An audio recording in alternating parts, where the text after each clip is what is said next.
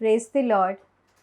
हम सब चाहते हैं कि लोग हमें प्यार करें, हमें देखें, हमें जानें, क्योंकि प्रभु ने हमें ऐसी डिज़ायर दिया है, ऐसी इच्छा दी है कि we want to be loved, seen and known. पर ऐसा होता है कि सारे रिश्ते हमारे लिए सही नहीं होते। कुछ रिश्ते हमें बहुत ज़्यादा नेगेटिव बनाते हैं, कुछ रिश्तों से हम बहुत ज़्यादा अच्छे इंसान होते हैं, और इसके लिए हमें रिलेशनशिप के बारे में जानना बहुत ज़रूरी है। और आज की एडवाइस मैं वही देने वाली हूँ जो जीसस ने मुझे इंस्पायर किया है। प्रभु यीशु ने बहुत कुछ सिखाया है मुझे, और उस हिसाब से मैं आपको बताने वाली हूँ। सबसे पहला पॉइंट है कि आप कोई भी रिलेशनशिप में जा रहे हो, उससे पहले इम्पॉर्टेंट है कि आप प्रभु यीशु के साथ एक रिश्ता बनाओ। Falling in love with Jesus is more important before you fall in love with anybody. तो प्रभु के साथ प्यार में पड़ना बहुत ज़रूरी है, फिर आप किसी के प्यार में पड़ो। और ऐसा क्यों? क्योंकि प्रभु यीशु को हमें पहला स्थान देना है। अगर वो पहले नहीं हैं, तो हम किसी भी इंसान को परमेश्वर बना सकते हैं। और जब हम इंसान को परमेश्वर बनाते हैं, तब बहुत प्रॉब्लम्स हो सकते हैं, क्योंकि हम चाहते हैं कि हमें परफेक्ट लव मिले। परफेक्ट मतलब पूरा संपूर्ण प्यार मिले, जो एक इंसान नहीं दे सकता, वो सिर्फ परमेश्वर दे सकते हैं। और फिर हम परमेश्वर के प्यार से जब भरते हैं, तब हम दूसरों को प्यार कर सकते हैं। और इसके लिए अगर वो इंसान में कोई कमियां भी हो, तो भी हम उनको प्यार कर सकते हैं, अगर हमने परमेश्वर को, यीशु को पहला स्थान अपने जीवन में दिया है। सो fall in love with Jesus. अगर हम यीशु को ही कमिटमेंट नहीं दे सकते, अगर हम यीशु से ही प्यार नहीं कर पा रहे, तो हम किससे कैसे प्यार करें? और लोगों से अगर हम प्यार करें, तो हम उस इंसान से अटैच हो जाएंगे और उसको परमेश्वर बना के बहुत, और जब हमें पता चलेगा कि ये इंसान सही, कुछ चीज़ें में कमियां हैं, तो फिर हम इतने टूट जाएंगे कि हम फिर मल्टीपल अफेयर्स कर सकते हैं या अलग अलग रिश्तों में जा सकते हैं। So very important point. दूसरा पॉइंट मुझे ये कहना है कि अगर आप कोई रिलेशनशिप से ऑलरेडी निकले हो, आप सिंगल हो और आपने ऑलरेडी एक रिलेशनशिप में थे और अब आप निकले हो, तो थोड़ा टाइम दो हीलिंग के लिए। नहीं तो आपको फटाफट कोई दूसरी रिलेशनशिप पे जंप नहीं करना है, क्योंकि क्या हो सकता है कि हम उस इंसान को हमारे घाव पर एक ऐसा मलहम की तरह यूज़ कर सकते हैं। हम उस इंसान से प्यार नहीं कर रहे हैं, हम उसको अपने अपने जो वुंड्स है, हमारे जो ज़ख्म है, उसको भरने के लिए हम उस इंसान को यूज़ कर रहे हैं। तो बहुत ज़रूरी है कि हम कोई वक़्त परमेश्वर के सामने बैठकर, यीशु के सामने बैठकर पहले हील हो जाए, और फिर यीशु के गाइडेंस के हिसाब से ही आगे के डिसीजंस लें। और फिर थर्ड पॉइंट में जो कहना चाहती है, वो है फास्टिंग और फीस्टिंग। अगर हम कलीसिया में देखते हैं, चर्च में देखते हैं, तो ऐसी जो त्योहार होता है, फीस्ट होता है, तो जो लेंथ सीज़न होता है, उपवास में जो उपवास काल है, उस समय में हम उपवास करते हैं। और फिर हम बाद में प्रतीक्षा करते हैं कि कब ईस्टर आएगा, और उस दिन हम लोग फीस्ट करते हैं, मतलब त्योहार मनाते हैं। तो हर एक त्योहार के पहले एक हमारे इसमें हम फास्ट करते हैं। तो कोई भी चीज़ के लिए रुकना बहुत ज़रूरी है। आजकल कोई भी प्रभु के समय के हिसाब से रुकने के लिए रेडी नहीं है। हमें सब कुछ अभी चाहिए। हमें इसके लिए हम अभी से ही जो प्रभु ने रखा है, मतलब शादी के बाद जो रिश्ता रखा है, फिज़िकल इंटीमेसी रखी है, शारीरिक संबंध रखे हैं, वैसे हम उसके पहले करना चाहते हैं, जिसकी वजह से प्रॉब्लम्स हो सकते हैं। क्योंकि हम कोई गलत इंसान के साथ है, तो बहुत ज़्यादा गिल्ट और शेम आ सकता है।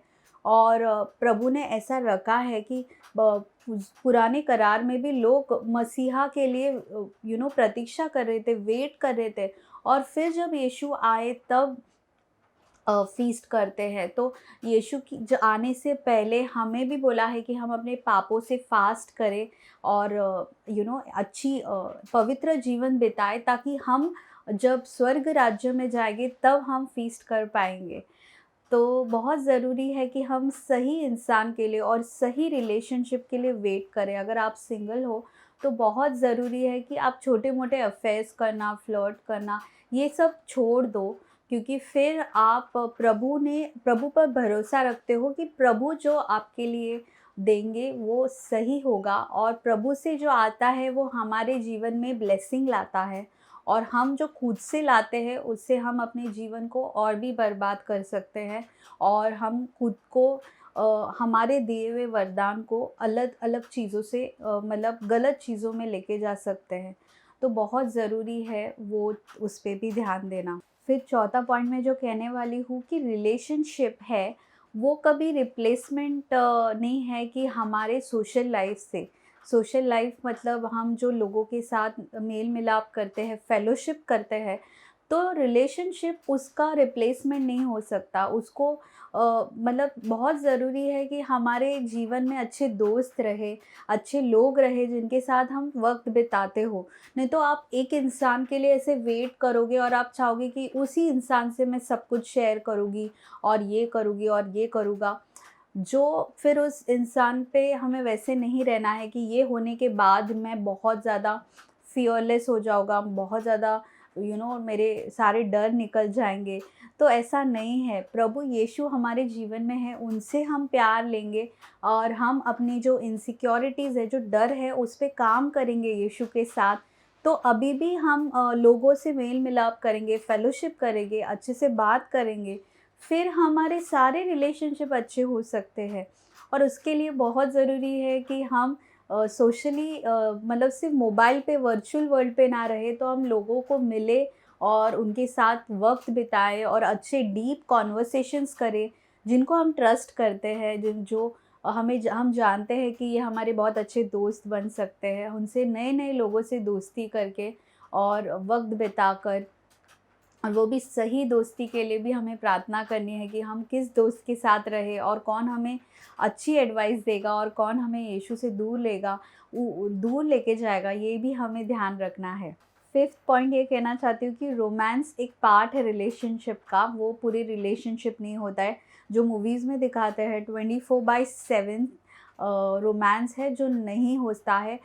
हर एक रिलेशनशिप का जो फाउंडेशन होता है वो फ्रेंडशिप होना चाहिए, और फिर एक दूसरे पे विश्वास भरोसा होना चाहिए, ट्रस्ट होनी चाहिए, लॉयल्टी होनी चाहिए। हम उस इंसान को अगर कमिट कर रहे हैं तो हम उन्हीं के साथ रहना चाहिए। और ये सब कब होगा, कभी-कभी कुछ सिंगल लोग मैरिड लोगों की तरह रहते हैं, इतने इमोशनली इन्वेस्ट करते हैं एक इंसान में, और आपने तो शादी भी नहीं की है। तो मैं कभी-कभी बोलती हूँ उन लोगों को कि आप सिंगल हो, आप मतलब आपकी शादी नहीं हुई है, अभी भी आपके पास समय है कि आप, अगर ये रिश्ता गलत है या ये रिश्ते से आपको समझ में आ रहा है कि आप और भी ज़्यादा बुरे इंसान बन रहे हो, तो ये रिश्ता तोड़ सकते हैं हम परमेश्वर की मदद से। वो हमें मदद देते हैं और हम निकल सकते हैं। तो अभी के लिए पेन ले लो, आगे जाके तो वैसे भी पेन आने वाला है अगर आपको पता है कि वो रिश्ता आपके लिए अच्छा नहीं है। तो बहुत ज़रूरी है कि हम परमेश्वर को पहला स्थान दें।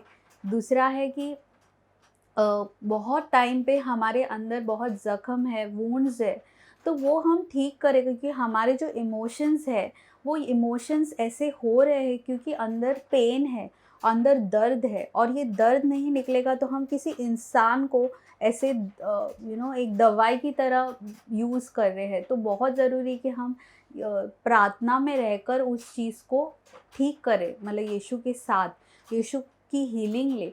और हीलिंग के बाद हम हेल्दी स्टेट में जब रहते हैं, जब हम लोनली नहीं हैं, कभी-कभी अकेलेपन की वजह से हम बहुत ज़्यादा रिलेशनशिप सीक करते हैं, नहीं, सबसे इम्पॉर्टेंट है कि हम हेल्दी कंडीशन में राइट रिलेशनशिप सीक करें और प्रभु से पूछें कि क्या सही है, कौन सही नहीं है। और अगर प्रभु ने आपको पहले ही साइंस दिए, आपको समझ चुका है, तो फिर उस पे कुछ एक्शन लीजिए। बहुत ज़रूरी कि हम एक्शन लें, और ये सिर्फ़ मुमकिन है जब हम प्रार्थना में हैं, हम प्रेयर लाइफ स्ट्रॉन्ग है हमारी, और हम बाइबल भी पढ़ रहे हैं, और हम ऐसे लोगों के साथ हैं जो हमें प्रोत्साहन दे रहे हैं, एनकरेज कर रहे हैं कि हम एक पवित्र जीवन जिए। क्योंकि जॉन पॉल टू कहते हैं सिर्फ़ एक पवित्र आदमी और एक पवित्र औरत एक दूसरे को कैपेबल है, मतलब सच्चा प्यार कर सकते हैं, थ्रू लव कर सकते हैं।